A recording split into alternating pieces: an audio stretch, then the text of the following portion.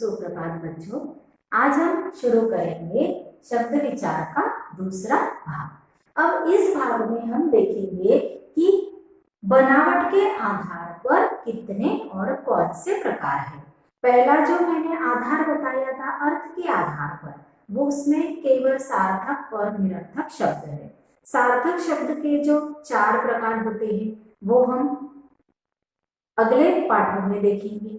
अब यहाँ पर हम देखेंगे बनावट के आधार पर इसके 3 प्रकार हैं, रूढ़, यौगिक और योग रूढ़। कितने प्रकार के? 3 प्रकार, रूढ़, यौगिक और योग रूढ़। अब ये जो रूढ़ शब्द होते हैं, वो जो रूढ़ शब्द है वो किसी भी शब्दों के योग से बने नहीं है और ना ही ये कोई विशेष अर्थ प्रकट करते हैं। ये केवल ऐसे शब्द हैं जिनका खंड नहीं किया जा सकता, जिनको खंडित करने के बाद में इनका कोई अर्थ नहीं निकलता। जैसे हमने घर को अलग अलग लिखा, जैसे घ और र, सो ये वर्ण होंगे, शब्द नहीं। तो रूढ़ शब्द यानी वो शब्द हैं जिनके खंड करने के बाद उनका कोई अर्थ नहीं निकलता, ये होते हैं रूढ़ शब्द। जैसे घर, कमल, फल, मत, जाओ। तो इस तरह से जो शब्द होते हैं जिनके खंड नहीं किए जा सकते, अर्थात जिनको अलग नहीं किया जा सकता, वो है रूढ़ शब्द। अब हम देखेंगे इसका दूसरा प्रकार, यौगिक शब्द। योग, इसमें शब्द छिपा हुआ है, योग, योग अर्थात जोड़ना। अब यहाँ पर ये जो यौगिक शब्द है, ये 2 शब्द, 2 या 2 से अधिक शब्दों या वाक्यांशों के मेल से बने होते हैं। कैसे बने होते हैं यौगिक शब्द? 2 या 2 से अधिक शब्दों या वाक्यांशों से ये मिलकर बनते हैं, इसीलिए इन्हें कहते हैं यौगिक शब्द। यौगिक यानी योग, योग यानी जोड़ना। तो हम यहाँ पर देखेंगे कुछ उदाहरण, जैसे पाठशाला, रसोई घर, व्यायामशाला। तो पाठशाला को अगर हम अलग अलग लिखते हैं, जैसे पाठ और शाला, तो दोनों शब्दों का अपना स्वतंत्र अर्थ निकलता है। जैसे हमने रसोई घर को अलग किया, रसोई धन घर, तो रसोई और घर दोनों शब्द का अपना एक अलग स्वतंत्र अर्थ निकलता है। तो ये 2 या 2 से अधिक शब्दों से जुड़कर बनते हैं, इसीलिए इन्हें कहा जाता है यौगिक शब्द। और इनको अलग करने के बाद में इनका अपना स्वतंत्र अर्थ निकलता है। जैसे विद्यालय, विद्या धन आलय, विद्या का घर। तो इस तरह से यहाँ पर जैसे उदाहरण देंगे हम, सचिवालय, सचिव धन आलय, जहाँ पर सचिव रहते, सचिव अर्थात सेक्रेटरी, सचिव धन आलय, वो बनता है सचिवालय। गौशाला, गौधनशाला, गौशाला। तो इस तरह से यौगिक शब्दों में 2 या 2 से अधिक शब्द होते हैं, ये जुड़कर बनते हैं और अलग करने के बाद में भी इनका अपना स्वतंत्र अर्थ निकलता है। जैसे हिमालय, हिम धन आलय, हिमालय। तो इस तरह से बच्चों यौगिक शब्द का हमें ध्यान में रखना है। यौगिक शब्द में 2 या 2 से अधिक शब्द जुड़कर ये बनते हैं और इनको अलग करने के बाद भी इनका अपना स्वतंत्र अर्थ निकलता है। ये हो गया इसका दूसरा प्रकार। अब हम देखेंगे तीसरा प्रकार।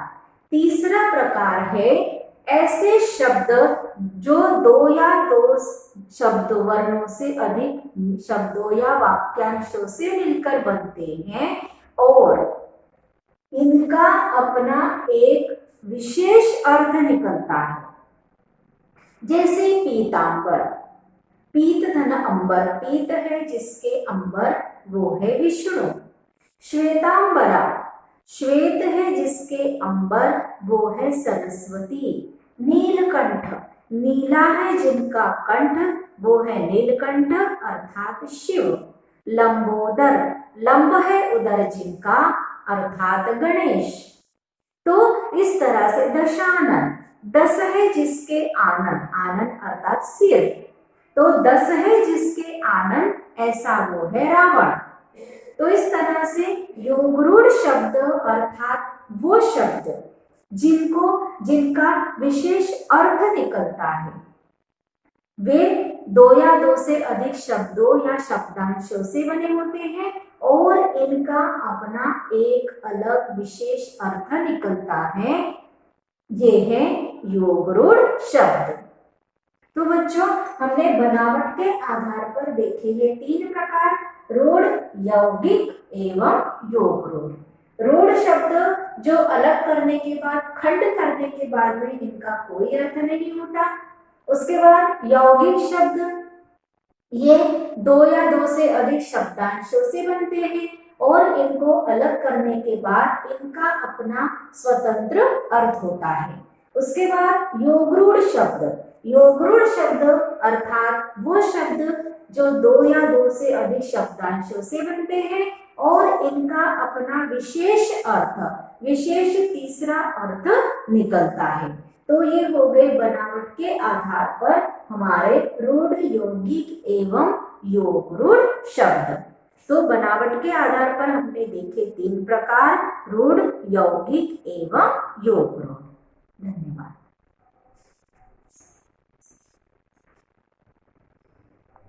सुप्रभात बच्चों, आज हम शुरू करेंगे शब्द विचार का दूसरा भाग। अब इस भाग में हम देखेंगे कि बनावट के आधार पर कितने और कौन से प्रकार हैं। पहला जो मैंने आधार बताया था अर्थ के आधार पर, वो उसमें केवल सार्थक और निरर्थक शब्द है। सार्थक शब्द के जो चार प्रकार होते हैं वो हम अगले पाठों में देखेंगे। अब यहाँ पर हम देखेंगे बनावट के आधार पर इसके तीन प्रकार हैं, रूढ़, यौगिक और योगरूढ़। कितने प्रकार हैं? तीन प्रकार, रूढ़, यौगिक और योगरूढ़। अब ये जो रूढ़ शब्द होते हैं, वो जो रूढ़ शब्द है वो किसी भी शब्दों के योग से बने नहीं है और ना ही ये कोई विशेष अर्थ प्रकट करते हैं। ये केवल ऐसे शब्द हैं जिनका खंड नहीं किया जा सकता, जिनको खंडित करने के बाद में इनका कोई अर्थ नहीं निकलता। जैसे हमने घर को अलग अलग लिखा, जैसे घ और र, सो ये वर्ण होंगे, शब्द नहीं। तो रूढ़ शब्द यानी वो शब्द हैं जिनके खंड करने के बाद उनका कोई अर्थ नहीं निकलता, ये होते हैं रूढ़ शब्द। जैसे घर, कमल, फल, मत, जाओ। तो इस तरह से जो शब्द होते हैं जिनके खंड नहीं किए जा सकते, अर्थात जिनको अलग नहीं किया जा सकता, वो है रूढ़ शब्द। अब हम देखेंगे इसका दूसरा प्रकार, यौगिक शब्द। योग, इसमें शब्द छिपा हुआ है योग, योग अर्थात जोड़ना। अब यहाँ पर ये जो यौगिक शब्द है, ये दो शब्द, दो या दो से अधिक शब्दों या वाक्यांशों के मेल से बने होते हैं। कैसे बने होते हैं यौगिक शब्द? दो या दो से अधिक शब्दों या वाक्यांशों से ये मिलकर बनते हैं, इसीलिए इन्हें कहते हैं यौगिक शब्द। यौगिक यानी योग, योग यानी जोड़ना। तो हम यहाँ पर देखेंगे कुछ उदाहरण, जैसे पाठशाला, रसोई घर, व्यायामशाला। तो पाठशाला को अगर हम अलग अलग लिखते हैं, जैसे पाठ और शाला, तो दोनों शब्दों का अपना स्वतंत्र अर्थ निकलता है। जैसे हमने रसोई घर को अलग किया, रसोई धना घर, तो रसोई और घर दोनों शब्द का अपना एक अलग स्वतंत्र अर्थ निकलता है। तो ये दो या दो से अधिक शब्दों से जुड़कर बनते हैं, इसीलिए इन्हें कहा जाता है यौगिक शब्द। और इनको अलग करने के बाद में इनका अपना स्वतंत्र अर्थ निकलता है। जैसे विद्यालय, विद्या धन आलय, विद्या का घर। तो इस तरह से यहाँ पर जैसे उदाहरण देंगे हम सचिवालय, सचिव धन आलय, जहाँ पर सचिव रहते, सचिव अर्थात सेक्रेटरी, सचिव धन आलय वो बनता है सचिवालय। गौशाला, गौ धनशाला, गौशाला। तो इस तरह से यौगिक शब्दों में दो या दो से अधिक शब्द होते हैं, ये जुड़कर बनते हैं और अलग करने के बाद में भी इनका अपना स्वतंत्र अर्थ निकलता है।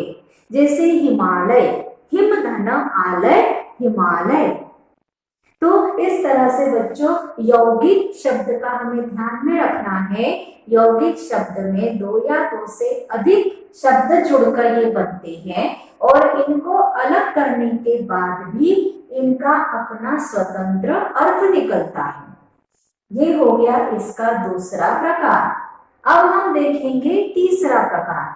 तीसरा प्रकार है ऐसे शब्द जो दो या दो शब्द वर्णों से अधिक शब्दों या वाक्यांशों से मिलकर बनते हैं और इनका अपना एक विशेष अर्थ निकलता है। जैसे पीतांबर, पीत धन अंबर, पीत है जिसके अंबर वो है विष्णु।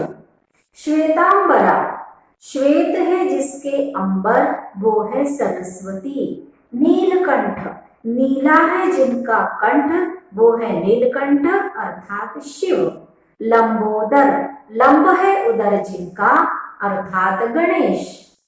तो इस तरह से दशानन, दस है जिसके आनन, आनन अर्थात सिर, तो दस है जिसके आनन ऐसा वो है रावण। तो इस तरह से योगरूढ़ शब्द अर्थात वो शब्द जिनका विशेष अर्थ निकलता है, वे दो या दो से अधिक शब्दों या शब्दांशों से बने होते हैं और इनका अपना एक अलग विशेष अर्थ निकलता है। ये है योगरूढ़ शब्द। तो बच्चों हमने बनावट के आधार पर देखे ये तीन प्रकार, रूढ़, यौगिक एवं योगरूढ़। रूढ़ शब्द जो अलग करने के बाद, खंड करने के बाद में इनका कोई अर्थ नहीं होता। उसके बाद यौगिक शब्द ये दो या दो से अधिक शब्दांशों से बनते हैं और इनको अलग करने के बाद इनका अपना स्वतंत्र अर्थ होता है। उसके बाद योगरूढ़ शब्द, योगरूढ़ शब्द अर्थात वो शब्द जो दो या दो से अधिक शब्दांशों से बनते हैं और इनका अपना विशेष अर्थ, विशेष तीसरा अर्थ निकलता है। तो ये हो गए बनावट के आधार पर हमारे रूढ़, यौगिक एवं योगरूढ़ शब्द।